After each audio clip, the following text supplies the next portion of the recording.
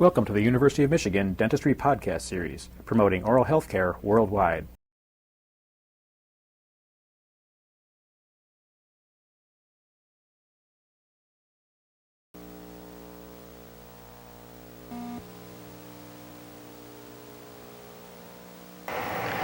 Shortly after Röntgen discovered the X-ray, dental radiographs were made. They were made by placing the film, or in those days the plate, at an angle to the long axis of the tooth.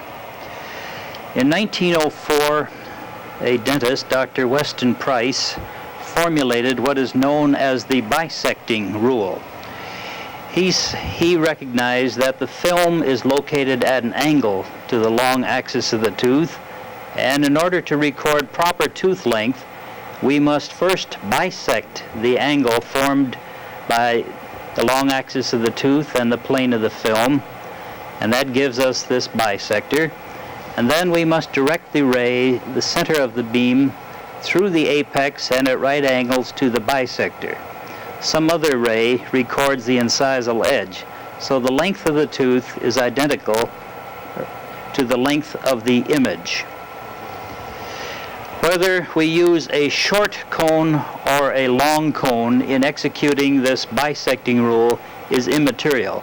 I will demonstrate it using the short cone today. Shown here is a 14-film Periapical Survey. All of the films are of the same size. This is the standard number 2 size film that's found in all dental offices. 6 of these films are used in examining the anterior teeth, and then 4 of these films are used in radiographing each of the 2 posterior regions. Now, in the maxillary central film, we want to show the 2 centrals. Following that, we want to show the lateral and the cuspid. In the next, we wish to show the first and second bicuspid and the first molar. And in the last, we should like to show the second and third molars. Then we go to the mandibular arch, and in this view we show the 2 mandibular centrals, followed by the lateral and cuspid, followed by the bicuspids and first molar, followed by the second and third molars. So this will be the technique that we will demonstrate. This method is a method of standardization. We will assume that more or less all people are of the same size, and so the same procedure can apply to all people, which obviously is a fallacy. But it works well enough in perhaps 80% of the cases.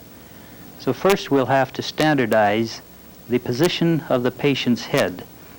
There are 3 standard head positions. The first applies to radiographing all of the maxillary teeth. So as I look at my patient from the side, I am adjusting her head so that a line running from the ala of the nose back to the tragus of the ear is horizontal. Now when that line is horizontal, the occlusal plane, now would you smile so we can see open, please? Now you see the occlusal plane of her upper teeth is likewise reasonably horizontal. Thank you. Now as I view her from the front, this line, the median sagittal plane, should be vertical. For if it were not vertical, if her head were tilted, then an angle that would apply on the left bicuspid region would not necessarily work on the right bicuspid region. The second head position pertains to the lower anterior teeth, centrals, laterals, and cuspids. Now for this, we raise her chin by moving back the headrest pads. Now open, please. Not quite so wide. Now raise your chin a little bit farther. There. The long axis of these lower centrals is positioned vertically. Now the mouth is open because when I put a film in there, either a finger or some device is going to have to fit between the upper and lower teeth to hold the film in there. That's why her mouth is open at this point. So this is the second method. Now the patient, when viewed from the front, again must have the sagittal plane running straight up and down. Now the third head position, when viewed from the side, should have the mouth open, and we wish to have the mandibular occlusal plane to be horizontal. Lower your chin a little bit, please. That's fine. All right, the lower occlusal plane is horizontal, and this head position is correct for when we radiograph lower bicuspids and lower molars. When viewed from the front, the median sagittal plane, again, must be vertical. Now next, we will standardize the vertical angles that are to be used. For the maxillary central region, we will use 45 degrees downward, the same direction and number for the lateral and cuspid region. The bicuspids and first molar require a 35-degree downward angulation. The upper second and third molars require 30 degrees downward angulation. Mandibular centrals require 15-degree upwards. Lateral and cuspids get 20 degrees upwards. Bicuspids and first molar 10 degrees upwards, and the second and third molars 0 degrees. Now we will modify these standard angles slightly depending upon whether the arch or the vault is high or low, whether the floor of the mouth is deep or high. Next we go to the standard film markings. This radiograph will be used for, or rather this film packet will be used for radiographing the maxillary centrals. I have drawn a line parallel with the lower edge and 1/4 of an inch from it, and I'll refer to that as my 1/4 inch line. In this lower left corner there appears a black dot. This identifies where the black dot indentation on the film will record on the radiograph. I've also indicated the center of the film. This will be a useful guideline to orient the film packet to the teeth. Now the film packet is rectangular, the mouth is not rectangular, and so we must modify the shape of the film to accommodate to the shape of the oral cavity. And so we do that by folding back along these two diagonal lines. So the film is sort of keystone shaped. For the maxillary right, lateral, and cuspid region, again, we draw the 1/4 inch line. All area of film below the 1/4 inch line will turn out to be black border. We will always locate the black dot in the black border. Again, we've indicated the vertical center line. The upper right-hand corner has a fold line indicated. The fold starts at the center of the film and terminates 2/3 of the way down on the anterior edge of the film. Now, in case there should be some confusion as to which film to, or rather which corner to fold, it's always the anterior corner. When we're radiographing upper right, lateral and cuspid region, it's the upper right corner. If we were radiographing the upper left, lateral and cuspid region, it would be the upper left corner that we would bend back. The next region will include the bicuspids and the first molar. We no longer use a vertical center line on the film. Another device will be used for orienting the film properly to the teeth. The upper anterior corner is the one that we will fold back. We'll start the fold about 1/4 of an inch from the anterior edge of the packet and carry it down to the center of the leading edge of the packet. Then for the second and third molar teeth, we will use the film marked in this fashion. The black dot, again, always in the border, that will turn out to be black. And this is the 1/4 inch line. Now notice there are no folds indicated on this film. So each of the 4 film packets has its own individual fold. And then when radiographing the lower teeth, we'll repeat the same configuration. The folds will be identical. The fold terminates 1/4 of an inch from the edge. Here it terminates at the center of the film.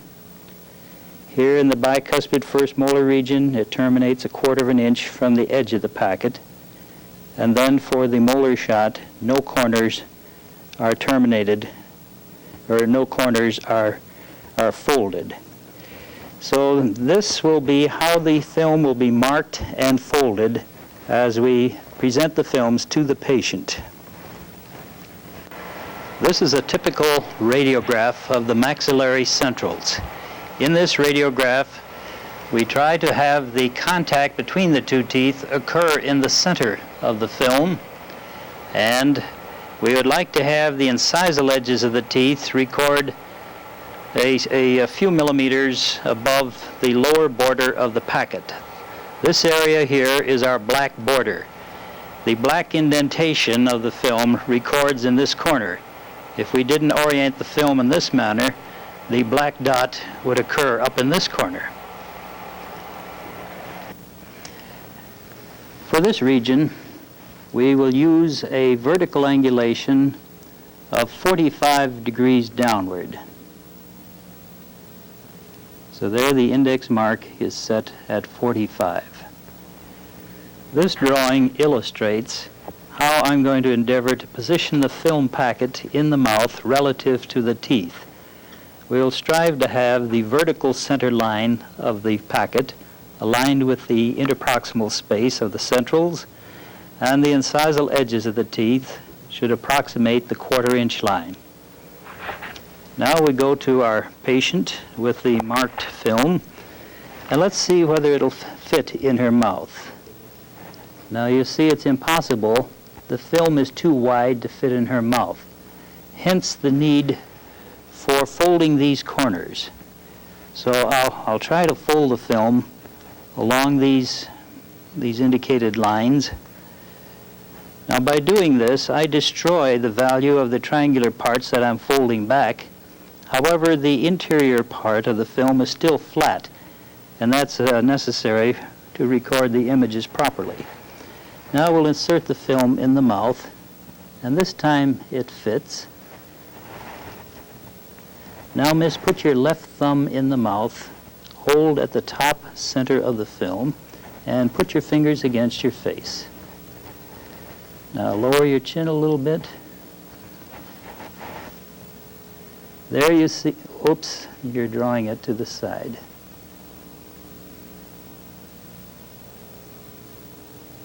Right there. The vertical center line coincides with the space between the teeth, and the incisal edges agree with the 1/4 inch line. Now you've raised your head, so lower the chin a wee bit. Now we bring the X-ray machine into position, and I want to direct the central ray at the apices of the teeth. Now we can see this from the side of the patient. Now I wish I could say we always aim at the end of the nose, but noses come in assorted sizes, so I can't do that. So we aim at the apices of the centrals. Next, I want to determine the angulation, the horizontal angulation. There, we have the white line on the underside of the cone aimed directly down the center of the individual, right between her teeth. Now close your lips over your upper teeth, and now we make the exposure while the lips are closed. Then following that, we remove the machine and the packet from the patient. This is a radiograph of the maxillary right, lateral, and cuspid.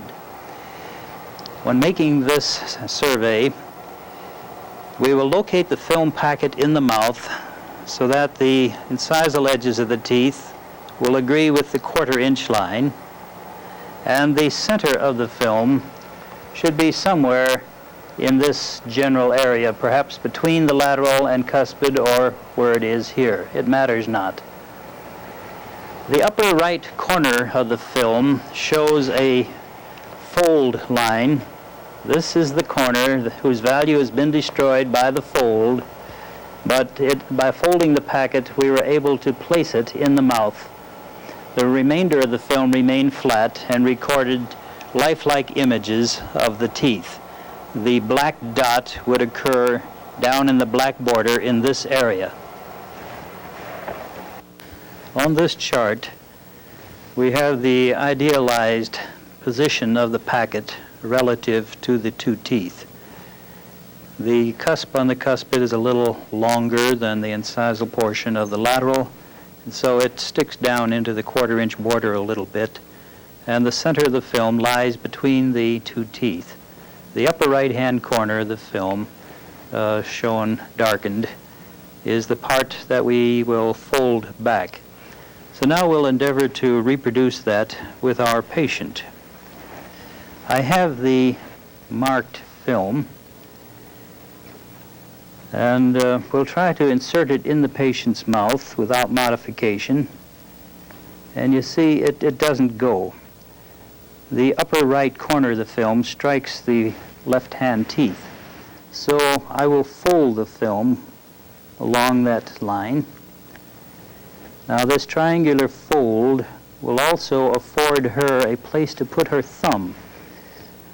And now we'll return the packet to her mouth.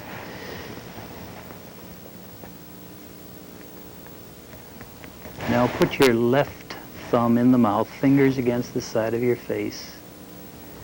Now I've positioned the packet so the vertical center line is between her lateral and cuspid. The vertical angulation is still the same as we used before, so I bring the X-ray machine into position. And we will aim the central ray, or the tip of the cone, the point of entry of the central ray, right at the ala of the nose. That's where you'll find the root apex of the lateral. Now draw the lip up a little, please, so I can see. A little more on the right side. That's it. All right, I'm trying to choose the horizontal angle to open the contact between the teeth. There, that's fine. Now close your lips, and we make the exposure. Then we remove the machine and the packet, and that region is finished. Pictured here on this number 2 size film are the first and second bicuspids and the first molar. The film is used with its long dimension running horizontally. The lower border of the film is here, so there is a small amount of black border showing beneath the biting edges or surfaces of the teeth. The front edge of the film is located far enough forward so that we will include the distal half of the cuspid. That will be our mark for the anterior-posterior positioning of the film in the mouth. The upper right-hand corner of the film packet has been folded back, and this does cut off the root apex of the cuspid. However, that tooth was shown in its entirety in the previous radiograph. The region of the maxillary bicuspids and first molar requires a new vertical angulation setting, 35 degrees downward. So that's where we are now. Next we turn to the chart illustrating how we're going to orient the film to the teeth. The 1/4 inch line that's drawn on the packet will run along the lingual cusps of the 3 teeth that are of interest. The anterior-posterior positioning of the packet in her mouth will be such that the anterior edge of the packet will lie in the center of her cuspid. Now we go to the film packet, and this corner must be folded back. And it will be at this corner that her thumb will press to hold the packet in place. So we'll position the film in her mouth. Now, miss, put your left thumb in the mouth, fingers on the side of your face. And then I'll get my big fingers out of the way. There we see the front edge of the film is about in the middle of the cuspid. The 1/4 inch line and the lingual cusps agree pretty well. Then we move the X-ray machine, set at 35 degrees downward, and the central ray is going to enter somewhere along the ala tragus line. Now it will be directly above the center of the film and at an angle that will open the contacts of the teeth. So the white line on the underside of the cone is aimed approximately between the first molar and the second bicuspid, and in a direction which coincides with the direction we must look to see between those teeth. Now, miss, close your lips. The exposure is made, and then the machine is drawn aside and the film removed. These are the images of the maxillary right, second and third molars. They are our primary concern in this radiograph. In order to get the film back far enough to record the distal of the third molar, we usually have to have the front edge of the film at least to the middle of the second bicuspid. When the teeth are larger, the front edge of the film has to go back correspondingly farther. The lower border of the film is down here. The 1/4 inch line would coincide with the lingual cusps of the teeth. For the maxillary molar region, we must change the vertical angulation to 30 degrees. There, that's proper now. Now, referring to this chart, we position the film sufficiently far forward so its anterior edge is in the center of the second bicuspid, and we orient the packet so the 1/4 inch line agrees with the lingual cusps of the molars. Now, due to the curve of Spee, the third molar is located in a different plane, and so in this illustration the third molar's lingual cusps do not follow this line. So we'll concentrate on the second molar to provide us with the proper border. Next we'll go to the film packet, and no corner needs to be folded back this time. Now we'll insert the packet in the patient's mouth with the lingual cusp along the 1/4 inch line. Now, miss, your left thumb way up at the top of the film.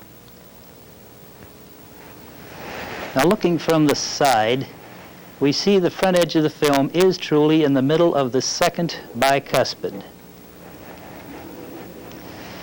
Now we bring the X-ray machine into position. The tip of the cone, that is where the central ray will enter the patient, will be lodged along the alatragus line and directly below the corner of her eye.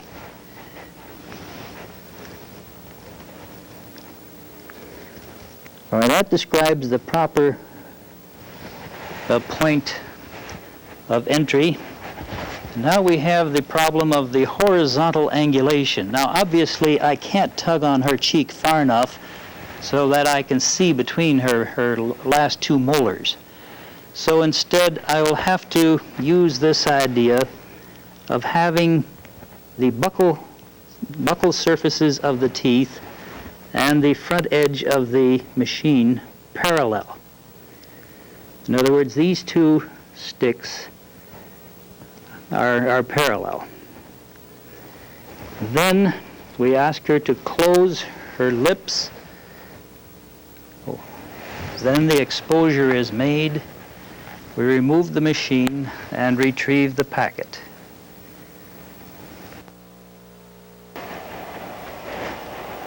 This is a radiograph of the mandibular centrals and laterals. There are two ways in which the film can be folded so that it can be accommodated in this portion of the arch. I'll demonstrate both methods. Pictured here are two parallel folds. When I use this method, I will substitute a bite block in place of her fingers for holding the film. When I fold the film differently, then I will use the method of using an index finger for holding the packet in place. Now the black dot will appear up in this corner of the radiograph. I need not draw any line indicating a 1/4 inch line when I'm using this method of positioning the film in the mouth with the bite block. We'll endeavor to get the contact between the two centrals in the center of the film, and the bite block will automatically provide for the proper amount of black border.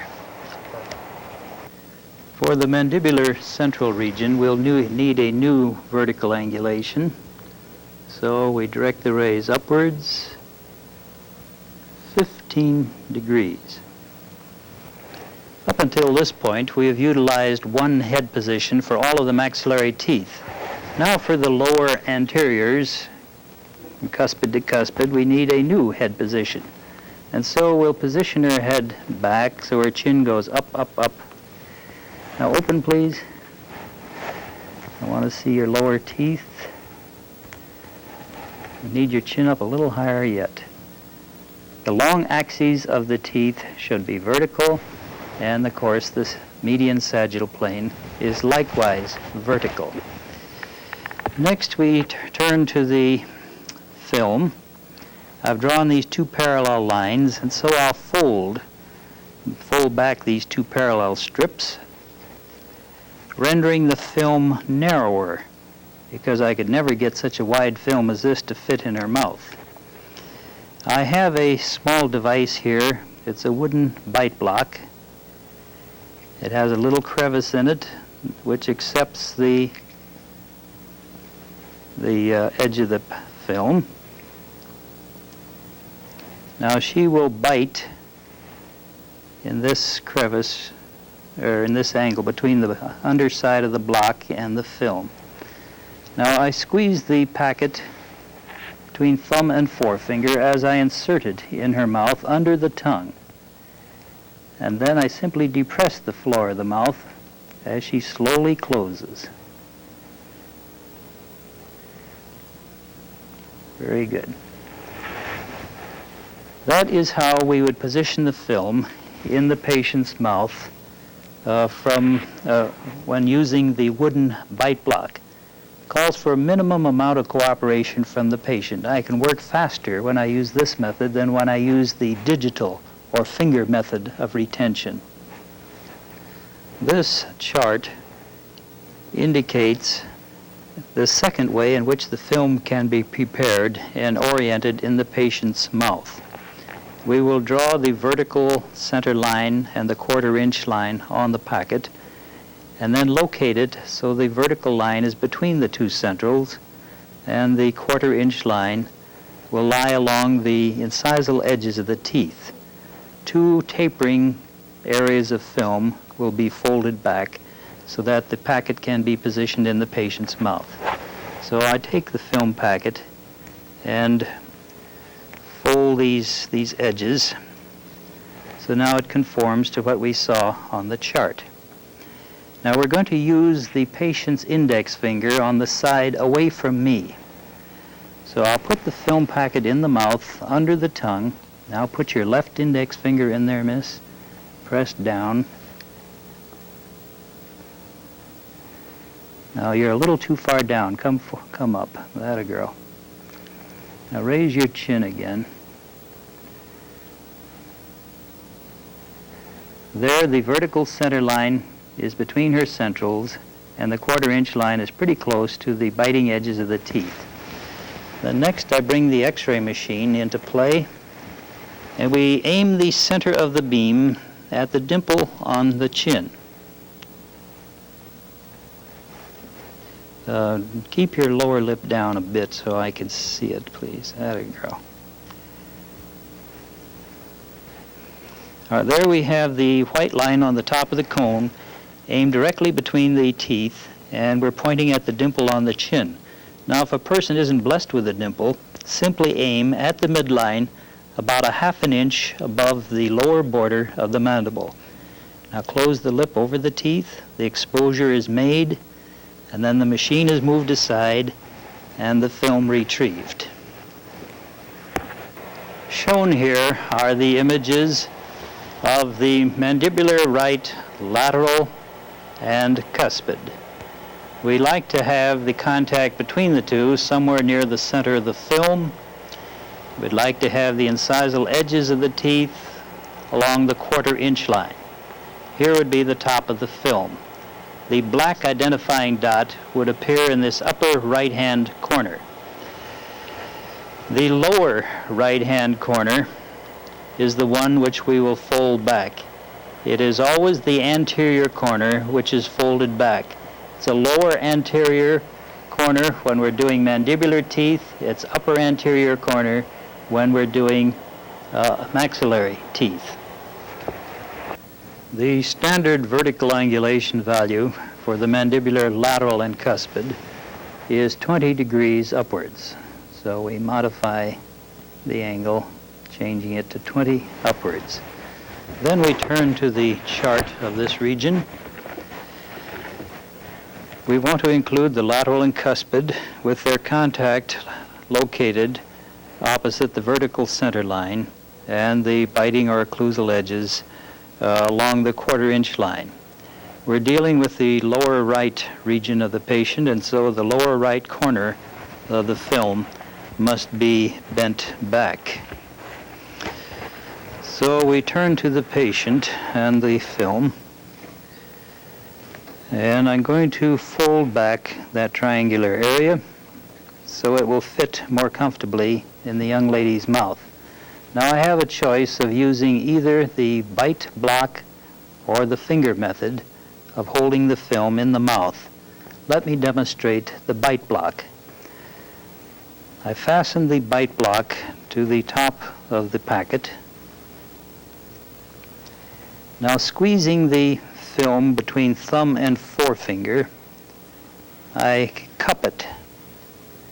Now as soon as I release, the film will once again flatten, except for this corner that I've folded. This cupping action will be useful as I insert the film in her mouth. I position it under the tongue.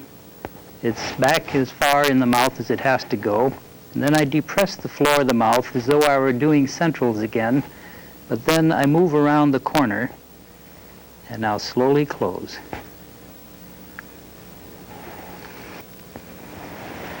Now we bring the X-ray machine into position. We will direct the rays at the root of the cuspid. That will be about at a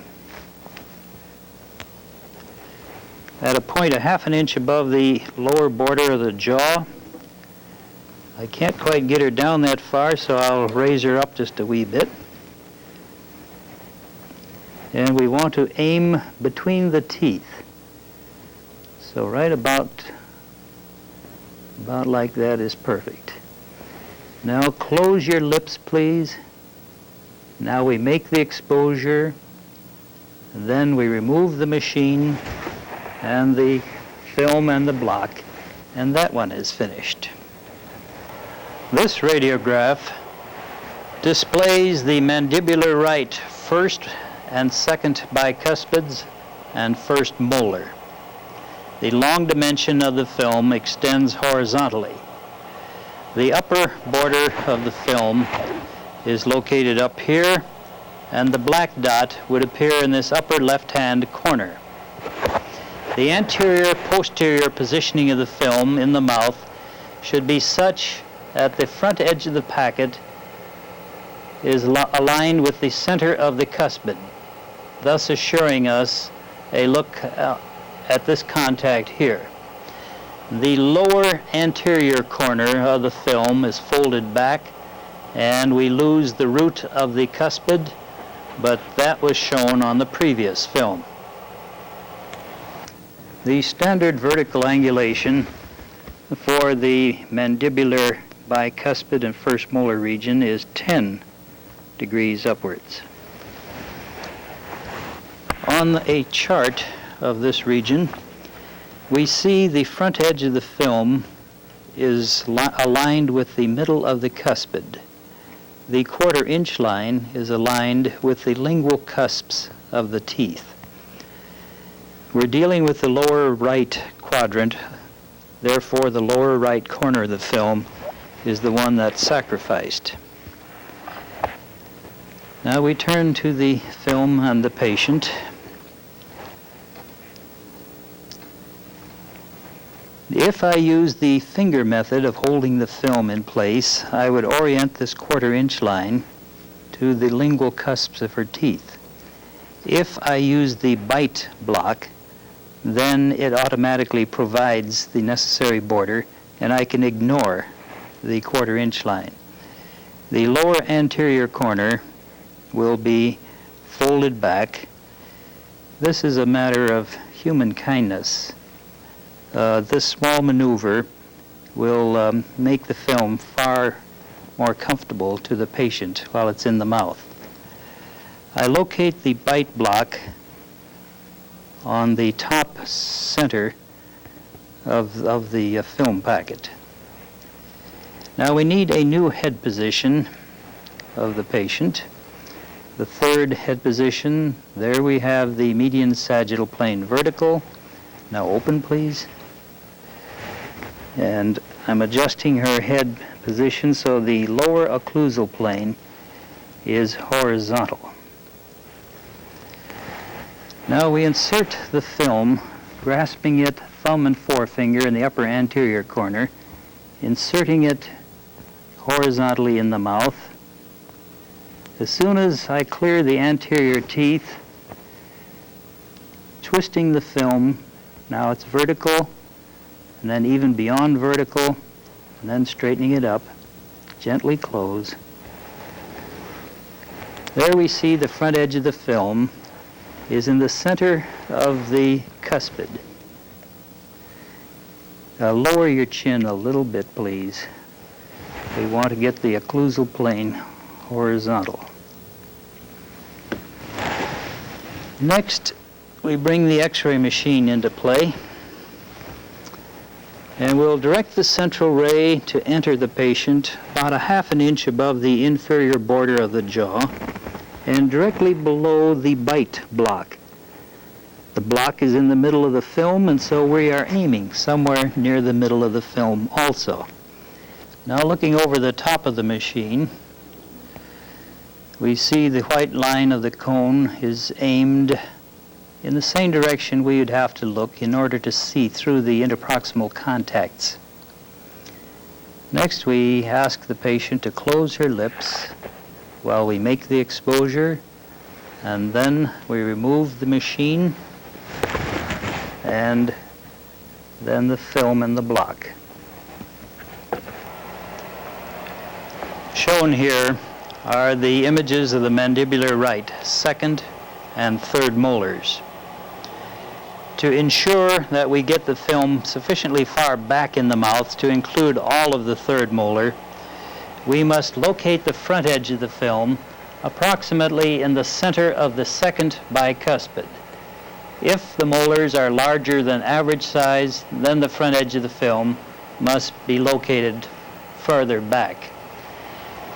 We will locate the packet relative to the teeth so that there is a uniform border showing above the occlusal surfaces of the teeth. The black dot would appear in this corner here. For the mandibular molars, the standard vertical angulation would be simply 0 degrees. All right, on the diagram, we see the quarter-inch line approximates the lingual cusps of the teeth and the front edge of the film, the center of the second bicuspid.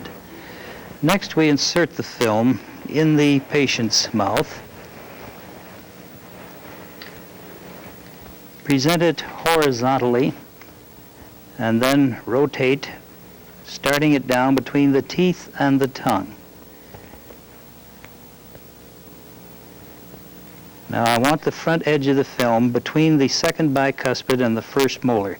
Now point your index finger, make a fist of the rest of it, and raise your elbow, and then insert the index finger against the packet in that manner. The film must go back just a trifle farther. There, we see the lingual cusps approximate the quarter-inch line, and the front edge of the film is in the center of the second bicuspid. Now we bring the X-ray machine into play, directing the rays a half an inch, directing the center of the beam a half an inch above the inferior border of the jaw, directly at the center of the film. The horizontal angulation is determined by aligning the front of the machine parallel to the buccal surfaces of the molars. The lips are closed, the exposure made, and then the machine and the film are removed, and then the patient is dismissed. Thank you very much. You've been listening to a presentation from the University of Michigan School of Dentistry, which is dedicated to supporting open learning and open educational resources. This recording is licensed under the Creative Commons. It may be reused and redistributed for nonprofit use. Please attribute materials to the University of Michigan School of Dentistry and redistribute under this same license. For more information on how this and other University of Michigan School of Dentistry recordings may be used, visit www.dent.umich.edu/license.